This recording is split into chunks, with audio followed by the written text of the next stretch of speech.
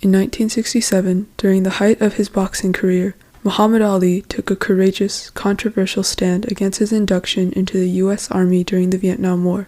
His refusal to participate in the entrenched war effort was a result of the United States' refusal to rectify diplomatic relations with the oppressed African American community.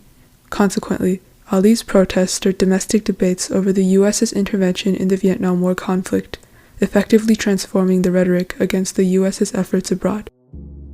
During the 1960s, the United States was embroiled in a series of domestic and international conflicts. On the domestic front, a civil rights campaign raged throughout America as African Americans challenged societal acceptance of segregation and oppression. From discriminative public facilities to subjugation in the voting system, minority communities constantly experienced the effects of Jim Crow segregation.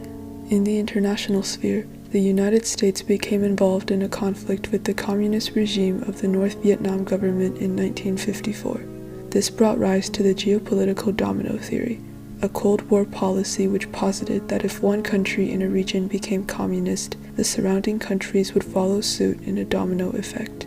This theory was utilized by successive U.S. administrations to justify the need for American intervention around the world. Promising to stop the communist spread, the United States progressively committed an armed response to combat the communist regime in North Vietnam. However, the increased death toll and visibility of the conflict created a sharp rebuke from the general American public.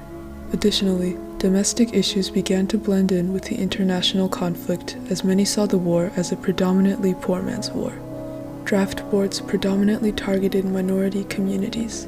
Despite making up only 11% of the young male population eligible for draft nationwide, black casualty rates soared over 20% of the total early on in the war. This uneven application of the draft resulted from multitudes of institutionally embedded racism within American society, specifically amongst draft boards, through inveterate favoritism in the form of student draft deferments based off racial educational tendencies.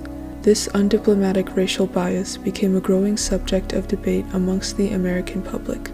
To many citizens, the Vietnam conflict represented a new way to oppress minorities, forcing them to die for a nation that did not guarantee them the rights enshrined to them in the Constitution.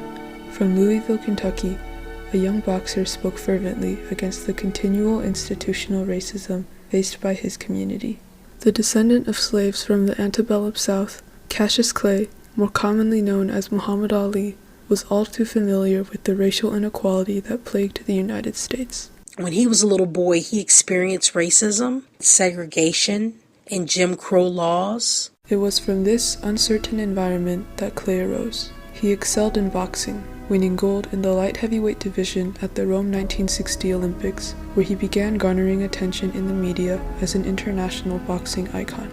On March 6, 1964, upon becoming the world heavyweight champion at age 22, Clay made an announcement that would shock the world. He was in the lost foundation of Islam, which was Elijah Muhammad's invention. Why do you insist on being called Muhammad Ali now? That's the name given to me by my leading teacher, the Honorable Elijah Muhammad.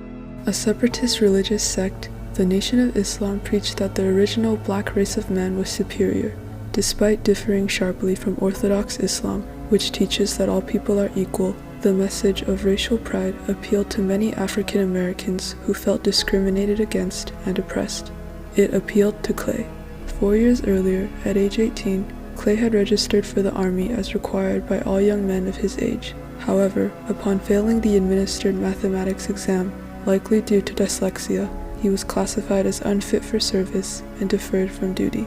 In an effort to devote more troops to the Vietnam conflict, the U.S. government lowered its draft standards, and Ali was reclassified as fit for military service.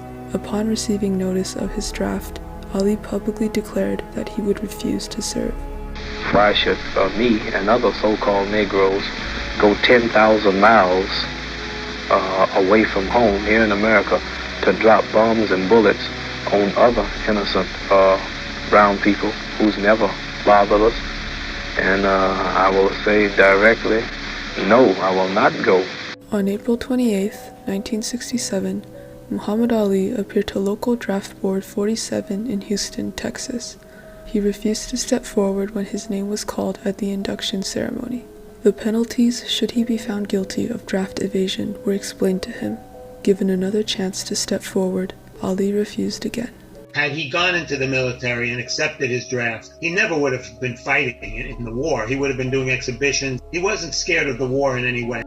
Public response was varied. He's a disgrace to his country, his race. He will inevitably go to prison, as well he should.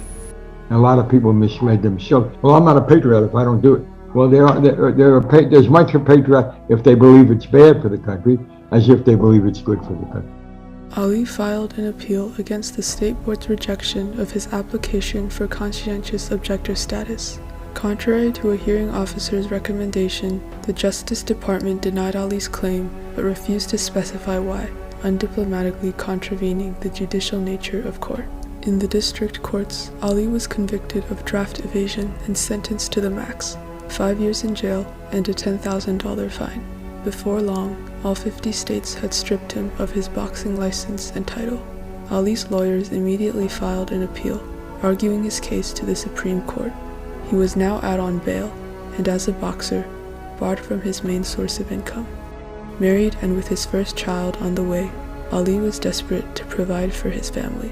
The way that he made most of his living was going on college campuses and giving speeches. Discussing and debating his views on the Vietnam War and racism, Ali popularized the connection between the oppression of colored people in Vietnam and America.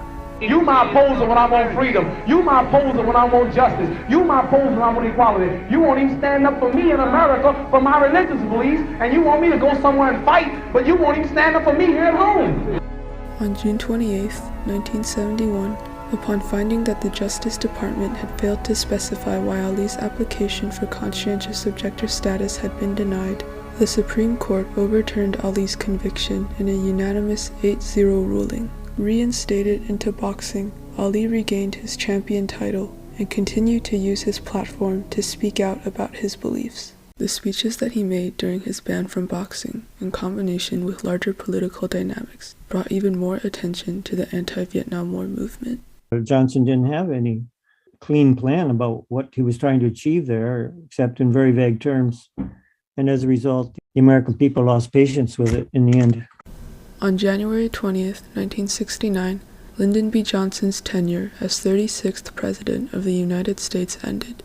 Subsequently, Richard Nixon began a new program termed Vietnamization, a plan for gradual U.S. withdrawal from the Vietnam conflict.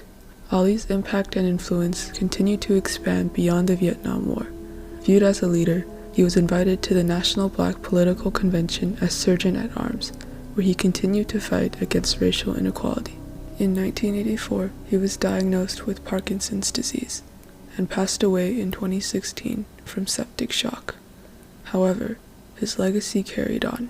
What he did gave permission to a lot of athletes, obviously Black athletes, American athletes, but all athletes to not separate their sports career from their moral and ethical views on life. In modern context, Ali's heroic activism prompted many other athletes to take a stand in domestic and foreign issues that they felt were morally questionable.